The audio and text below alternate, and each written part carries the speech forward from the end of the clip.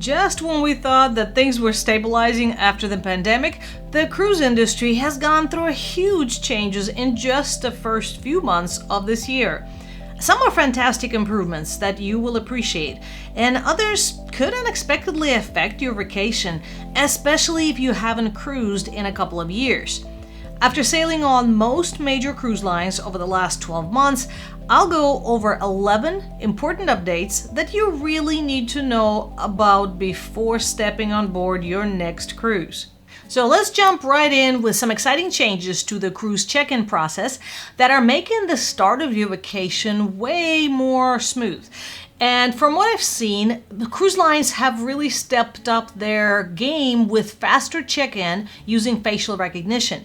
What used to take anywhere from 20 to 30 minutes can now be done in just 5 to 10 minutes on most ships.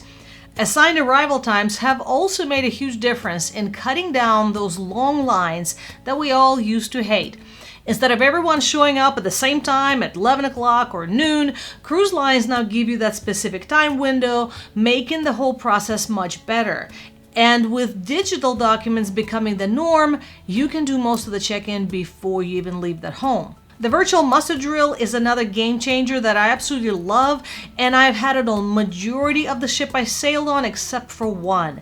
And remember those crowded, time-consuming safety drills where you have to stand in the heat wearing your life jacket? Well, now most of it is done through the cruise line app, and you just watch the video, check in at your muster station, and it is very convenient.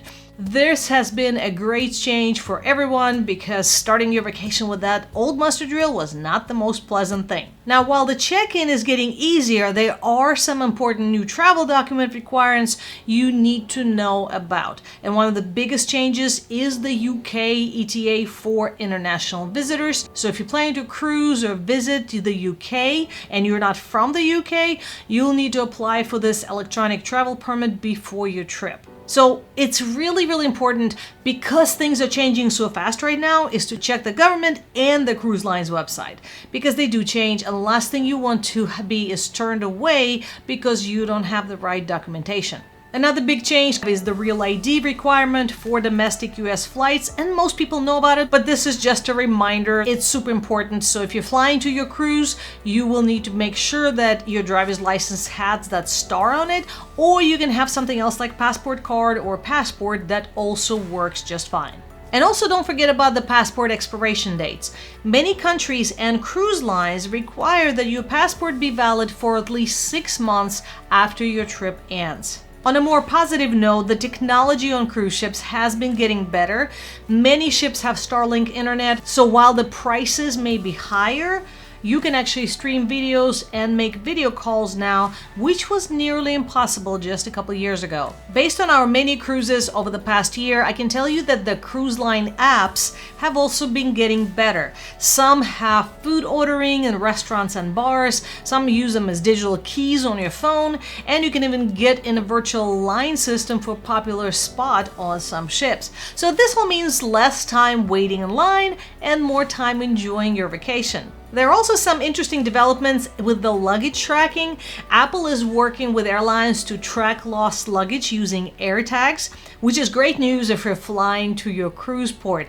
And we're seeing more touchless technology for check-ins and onboard purchases, which not only makes things easier, but it helps reduce the spread of germs. Now, I do have to mention some price hikes and increased fees across the whole cruise industry.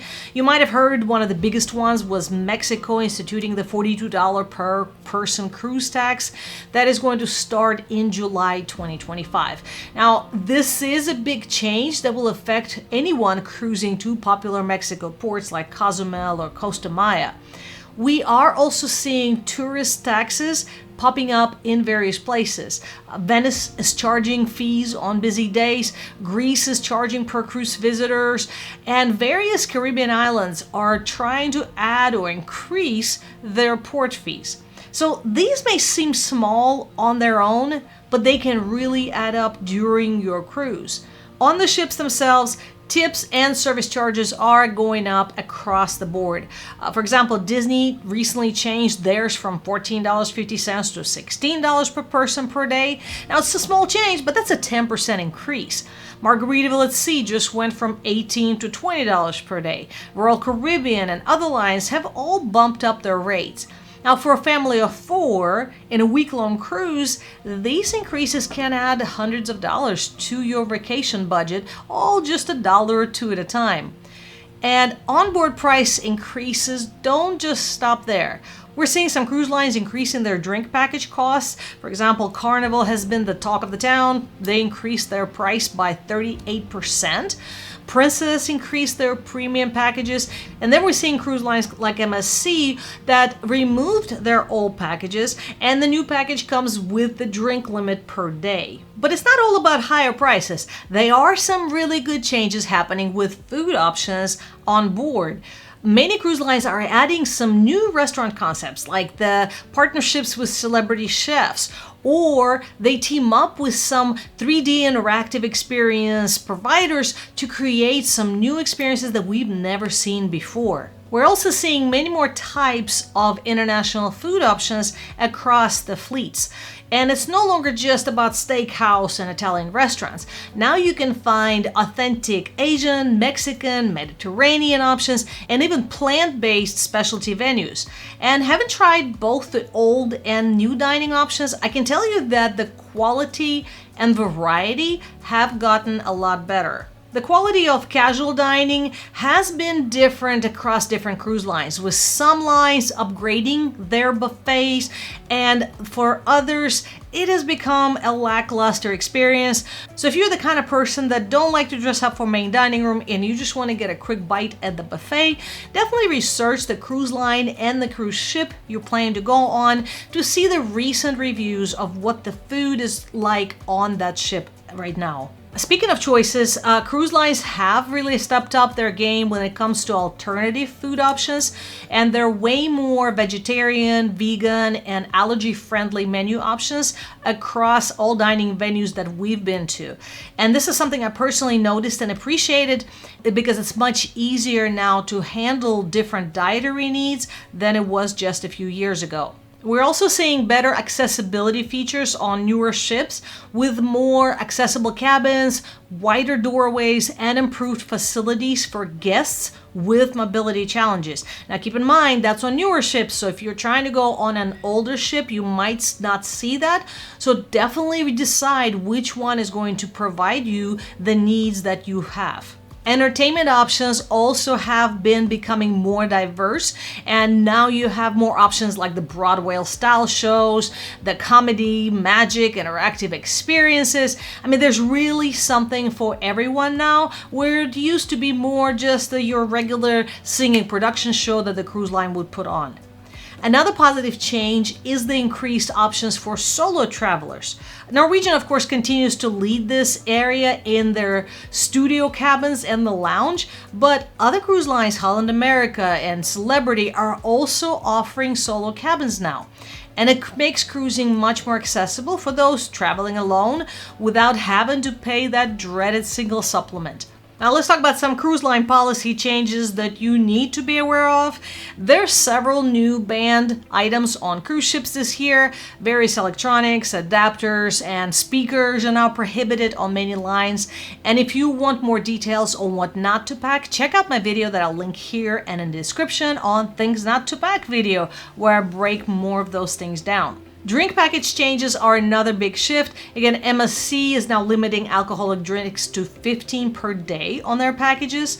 Norwegian has discontinued their Premium Plus beverage package, and several lines are now charging separately for bottled water and specialty coffee that used to be included in the premium packages. Carnival has also implemented a new booking age requirement. Passengers under 21 must now be accompanied by somebody 25 or older. There are also a number of small changes, like new limits on wheelchair passengers without advance notification, a stricter enforcement of chair saving policies, and restrictions on gambling to casino areas only. On a brighter side, private islands have been getting some amazing upgrades. Cruise lines are all competing right now, and they're investing heavily in their private islands. So they're adding new amenities, new experiences that really make your port day special. Royal Caribbean's private island features everything from the tallest water slide in North America to overwater cabana, while MSC's Ocean Key offers a more natural experience with beautiful beaches and marine conservation areas. But again, all the cruise lines right now are adding to their private islands this year and next year. So it's good for us cruisers because we now have more and more choices of how we want to spend our vacations and what we have available to us, especially included already with our cruise fare. On the other hand, port restrictions and itinerary changes are something to be aware of this year. Many ports are limiting cruise ship access because of over-tourism concerns. Some notable examples are Amsterdam is capping cruise ships to 100 per year. Nice is planning to ban ships over 900 passengers starting in July 2025. And Santorini is limiting to 8,000 daily visitors. These restrictions are causing ships to be rerouted in some cases. For example, in Venice, large ships now have to dock at the industrial port instead of near the city center.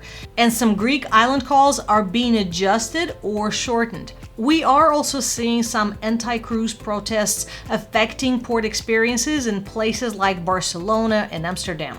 What's important is to keep in mind that these changes are happening rather quickly. So if you booked your cruise a while ago, it's definitely worth checking your itinerary to make sure that you haven't had any big changes. Cruise lines typically will notify you of major changes, but it never hurts to double check, especially if you booked some specific excursions. There are also some travel warnings to be aware of for certain destinations. Haiti currently has a level 4 advisory, which is do not travel, and Royal Caribbean has just recently announced that they are suspending Labadie Haiti stops again. And there are increased caution notices for places like Jamaica, Bahamas, Honduras, Belize. So definitely check those kinds of warnings to see if it's going to affect your cruise. On a positive side, health and safety measures have seen some really good improvements.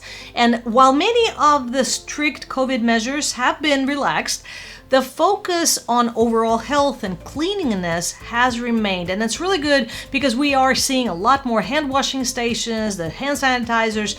We see the staff on every cruise we've been on just cleaning constantly. So we do feel that that has really improved since the pandemic. These might all seem like small changes, but they do make a big difference in reducing the spread of common illnesses like norovirus, which has always been a concern on cruise ships, and many people have not cruised because of that. So we're seeing that now there is definitely an increased awareness against these health concerns and increased response from the cruise lines. Next, let's talk about booking and planning changes. And we are seeing fewer discounts and promotions across board. Some cruise lines are discontinuing their ARP discounts or changing their promotions to have a little bit less benefits included. With prices rising, it is more important than ever to book early for the best rates, and it is now more recommended to prepay tips to lock in current rates before any increases. Also, be aware that ship redeployments are affecting previously booked itineraries more frequently than in the past, so flexibility is definitely the key. Another change we're seeing across board are the changes in loyalty program benefits for many cruise lines. So some are getting better, some are getting worse, but if you're relying on some perks from the cruise line loyalty program, definitely double check what you get when you go on board on that line. So there you have it, the biggest changes already affecting cruising this year. Now, while there's several changes that present new challenges, there are also many exciting improvements that make the cruise experience better than it was before. So it's really all about being informed so you can plan accordingly and make the most of your vacation. By the way, if you found this video helpful, please give it a thumbs up and subscribe for more cruise content. And if you want to learn more about the bigger trends that are shaping the industry this year, check out the other video I have for cruising trends in 2025, where I dive into those bigger picture changes that are happening in the whole cruise world. Thank you for watching.